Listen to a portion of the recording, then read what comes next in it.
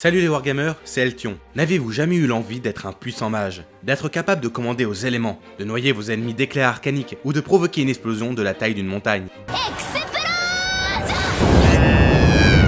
Eh bien dans l'univers d'Age of Sigmar, c'est possible. Ce monde tourne autour des vents de magie, de puissants courants aériens, qui transportent l'énergie mystique dont se servent les mages pour leur incantation ésotérique.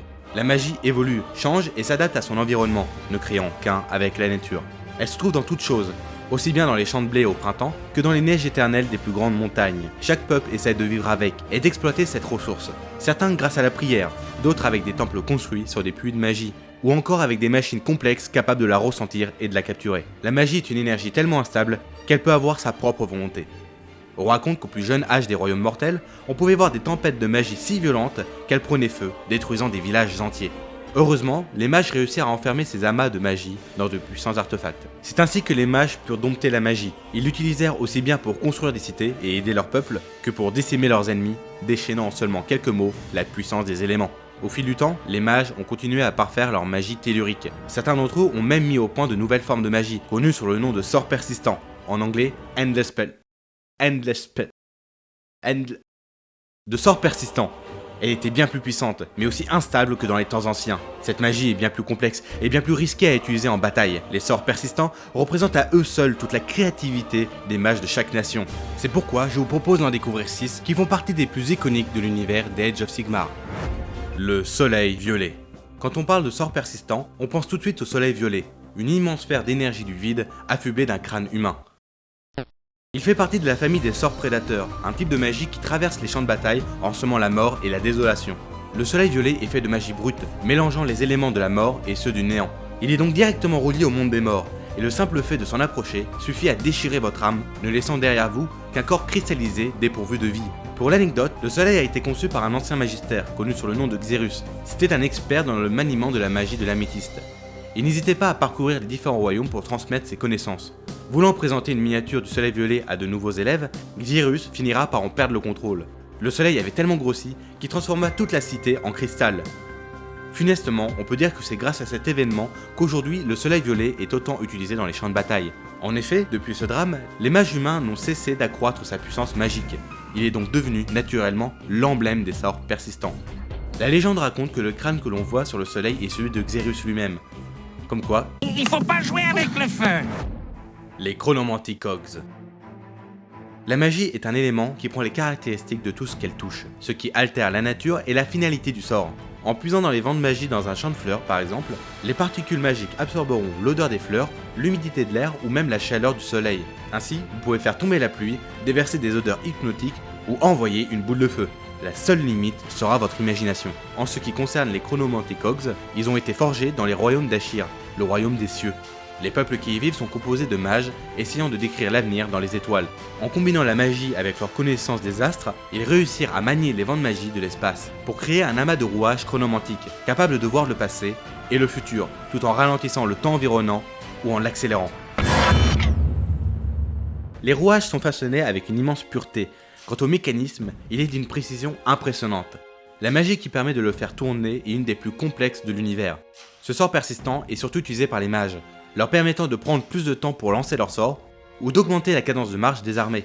C'est pour cela que les rouages chronomantiques ont réussi à trouver une place d'exception dans le palmarès des sorts les plus efficaces d'Age of Sigmar. La Vermintide. Des craquements se font sentir sous le sol. Des milliers de murmures aigus se font entendre. Tout à coup, une marée d'orage jaillit des trous du sol, venant dévorer les pauvres soldats pris dans le piège. La nuée est tellement innombrable qu'elle crée artificiellement un mur infranchissable, même pour le plus grand des guerriers. Et oui, comment parler des sorts iconiques de Warhammer sans parler de la Vermintide, le sort Skaven par excellence. Ce sort est tellement iconique qu'un jeu a même été créé autour de cet événement. Pour ceux qui ne connaissent pas les Skaven, non les mecs sérieux, ce sont des êtres mi-hommes, et si tu as dit dauphin, tu sors de la pièce. Regarde, Aïe, ton papa, c'est un dauphin. Les Skaven sont connus pour leur très grande maîtrise de la magie et leur consommation excessive de malpierre, un minerai chargé de magie gangrénée. En consommant cette pierre distordante, les prophètes Skaven augmentent leur puissance magique. Ils peuvent ainsi allier leur propre magie avec celle du chaos pour invoquer des rats par milliers.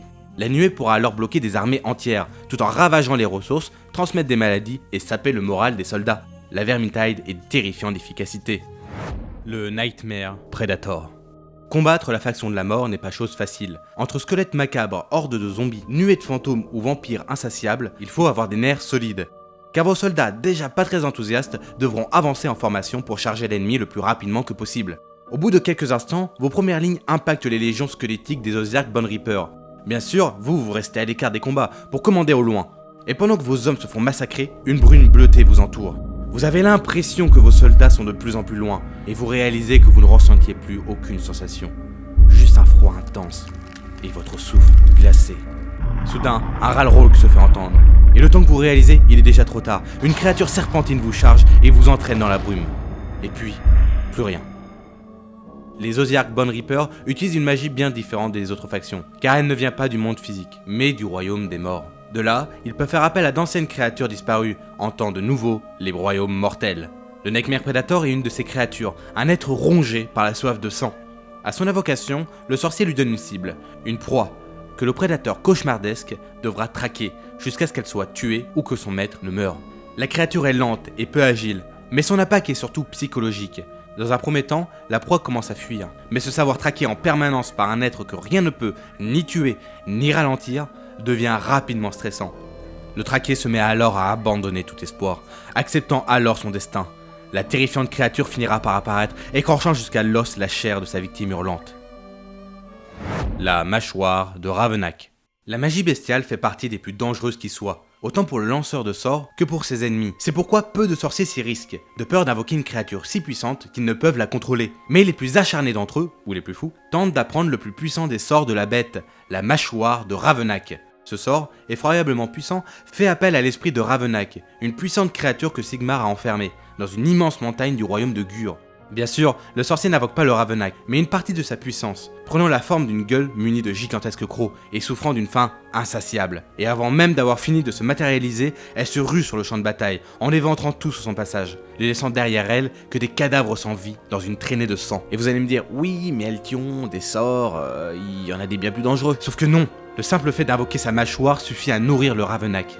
En effet, celui-ci dévore l'essence vitale de ses victimes, nourrissant la bête dans sa prison. Et à chaque vie qu'elle dévore, sa taille augmente.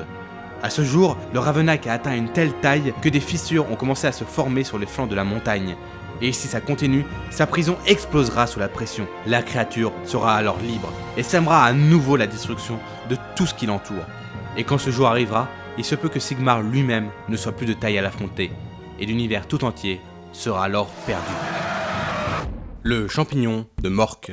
Une fois n'est pas coutume, on va zioter chez nos amis les gobelins. Leur magie est très efficace, bien qu'un peu capricieuse, car elle est basée sur la lumière de la mauvaise lune, mais aussi sur l'utilisation de champignons, qui servent de catalyseurs magiques. Dès le début de leur apprentissage, les chamans sont formés à l'utilisation des différents types de champignons, qui, une fois ingérés, boostent leur maîtrise de la magie et leur donnent également des visions. Mais dans leur formation, rien n'est plus compliqué que l'enseignement de la culture du champignon de Mork. Mesurant une dizaine de centimètres et affublé d'une tête de mort, ce champignon a de loin la spore la plus mortelle de l'univers. Si bien que les gobelins eux-mêmes évitent de s'en approcher.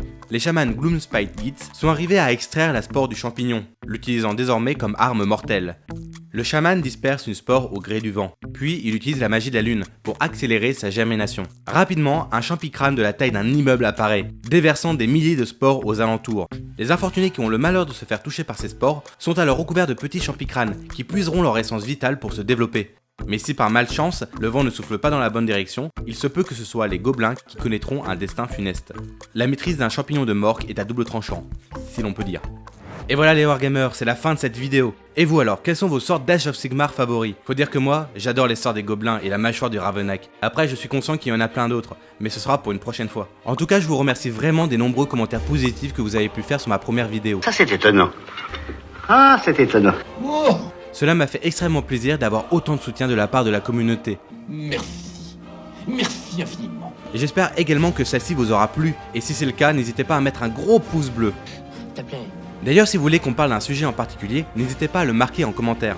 Sinon, ne vous inquiétez pas, nous travaillons également sur une version 40K, la vidéo est en chemin. Mais tout ça est une autre histoire et je vous dis salut les Wargamers.